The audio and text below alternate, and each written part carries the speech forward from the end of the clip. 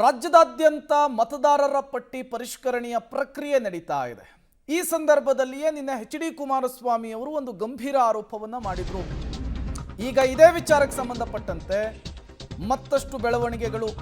SIR ಗುಂಪಿನಲ್ಲಿ ಗೋವಿಂದ ಆಗ್ತಾ ಇದೆಯಾ? ಎಸ್ಐಆರ್ ರೂಲ್ಸ್ಗೆ ಮಾರೋಗೋಲಿ ಅನ್ನುವಂತಹ ಸ್ಥಿತಿ ಇದೆಯಾ? ಎಸ್ಐಆರ್ ಆಡಿದ್ದೇ ಆಟ ಮಾಡಿದ್ದೇ ಕೆಲಸನ?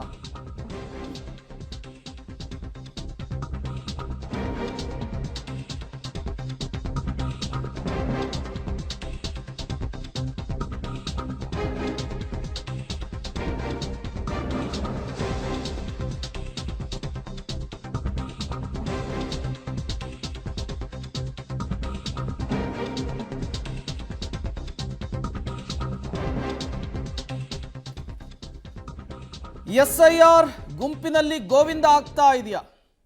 ಮತದಾರರ ಪಟ್ಟಿ ಪರಿಷ್ಕರಣೆಯ ಪ್ರಕ್ರಿಯೆ ರೂಲ್ಸ್ಗೇನೆ ಮಾರೋಗೋಲಿ ಅಂತಿದಾರ? ಎಸ್ಐಆರ್ ಆಡಿದ್ದೇ ಆಟ ಮಾಡಿದ್ದೇ ಕೆಲಸ ಅನ್ನೋ ರೀತಿಯಲ್ಲಾಗಿದೆಯಾ?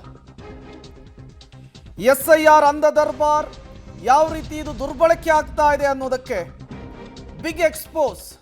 ಜನಜಾತ್ರೆಯಲ್ಲಿಯೇ ಎಸ್ಐಆರ್ ಪ್ರಕ್ರಿಯೆ ನಡೀತಾ ಇದೆ. ನಿನ್ನೆ ರಾಮನಗರ, ಇವತ್ತು ಬೆಂಗಳೂರು. ಖಾಸಗಿ ಸ್ಥಳ, ಜನರ ಗುಂಪು, ಅಲ್ಲೇ ಎಸ್ಐಆರ್ ಪ್ರಕ್ರಿಯೆಯನ್ನ ಮಾಡಲಾಗ್ತಾ ಇದೆ. ನೀತಿ ನಿಯಮಕ್ಕಿಲ್ಲ ಯಾವುದೇ ಕಿಮ್ಮತ್ತು ಅನ್ನೋದು ಗೊತ್ತಾಗ್ತಾ ಇದೆ.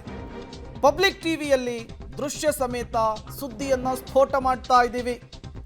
ಎಸ್ಐಆರ್ ಪ್ರಕ್ರಿಯೆ ನಡೆಸೋದಕ್ಕೆ ರೀತಿ ರಿವಾಜುಗಳಿದಾವೆ, ನೀತಿ ನಿಯಮಗಳಿದಾವೆ.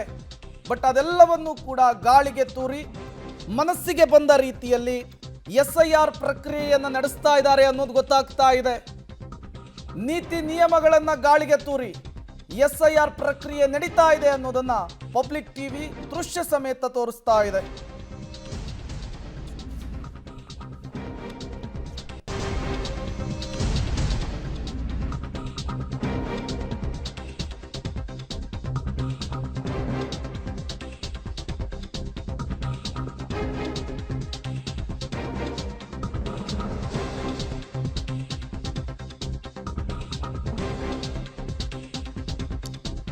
ಮನೆ ಮನೆಗೆ ಹೋಗಿ ಅರ್ಜಿಯನ್ನು ತಲುಪಿಸಬೇಕು.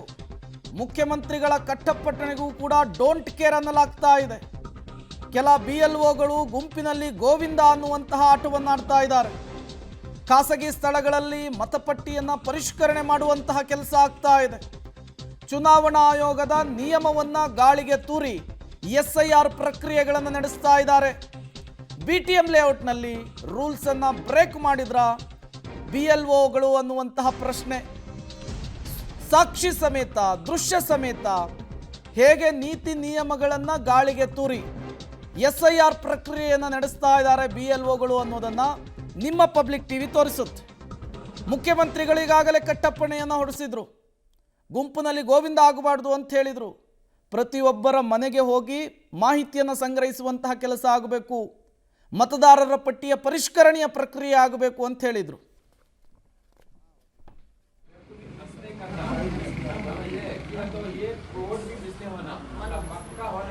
अब क्या होता है इसमें दर्मी मत होता ना बराबर होना फॉर्मेट देते हैं हमें इंशाल्लाह अभी प्रिंट हो जाएगी नहीं सर दिन में करेगा जरा 20 करो ना अल्लाह नहीं सर ಅಪ್ಲಿಕೇಶನ್.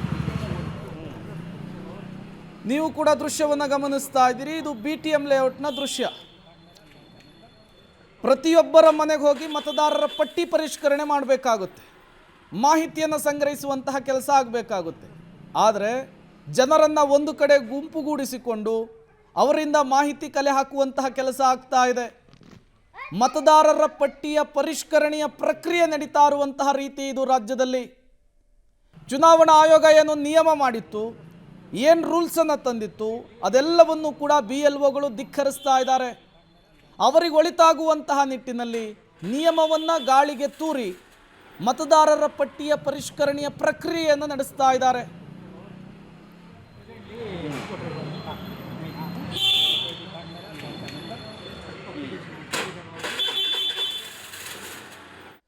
ಡೀಟೇಲ್ಸ್ ಅನ್ನು ಕೊಡೋದಕ್ಕೆ ಪ್ರಕಾಶ್ ನೇರ ಸಂಪರ್ಕದಲ್ಲಿ ಜಾಯಿನ್ ಆಗಿದ್ದಾರೆ. ಪ್ರಕಾಶ್, ನಿನ್ನೆ ಎಚ್.ಡಿ. ಕುಮಾರಸ್ವಾಮಿ ಅವರು ವಿಡಿಯೋ ಸಮೇತ ಆರೋಪ ಮಾಡಿದ್ರು.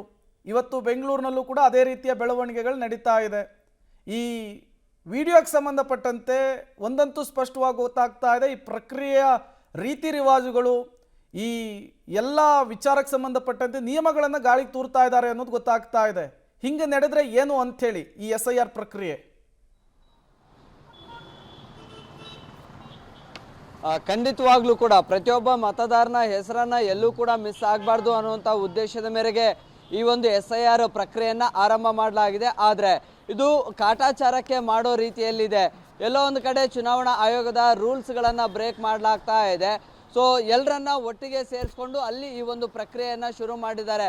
ಪ್ರಮುಖವಾಗಿ ಈ ದೃಶ್ಯಗಳಲ್ಲಿ ಏನು ವಿಜುವಲ್ಸ್ ಹೋಗ್ತಾ ಇದೆ ಇದೆಲ್ಲವೂ ಕೂಡ ಜಯನಗರ, ತಿಲಕ್ ನಗರ ಹಾಗೆ BTM ಲೇಔಟ್ನ ಭಾಗಗಳಲ್ಲಿ ಖಾಸಗಿ ಜಾಗಗಳಲ್ಲಿ BLOಗಳು ಎಲ್ಲರನ್ನ ಕೂಡ ಒಟ್ಟಿಗೆ ಸೇರಿಸ್ಕೊಳ್ತಾರೆ. ಸೇರಿಸ್ಕೊಂಡ ಬಳಿಕ ಅವರ ದಾಖಲೆಗಳ ಪರಿಷ್ಕರಣೆ ಕೂಡ ಮಾಡಲಾಗ್ತಾ ಇದೆ.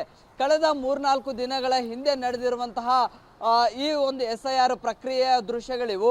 ಅದಾದ ಬಳಿಕ ಸ್ಥಳೀಯರು ಇದನ್ನು ವಿರೋಧ ಮಾಡಿದ್ರು. ಮನೆ ಮನೆಗೆ ಬಂದು ನೀವು ಮತಪಟ್ಟಿ ಪರಿಷ್ಕರಣೆಯನ್ನು ಮಾಡಬೇಕು ಅನ್ನುವಂಥದ್ದನ್ನು ಒತ್ತಾಯ ಮಾಡಿದ್ರು. ಅಲ್ಲಿದ್ದಂತಹ BLOಗಳಿಗೆ ಯಾವಾಗ ಸ್ಥಳೀಯರಿಂದ ವಿರೋಧಗಳು ವ್ಯಕ್ತ ಆದವು ಮತ್ತೆ ಆವಾಗ 1-2 ದಿನದ ಮಟ್ಟಿಗೆ ಮನೆ ಮನೆಗಳಿಗೆ ಡೋರ್ ಟು ಡೋರ್ ಹೋಗಿ ಮಾಹಿತಿಯನ್ನು ಕಲೆ ಹಾಕಿದ್ರು.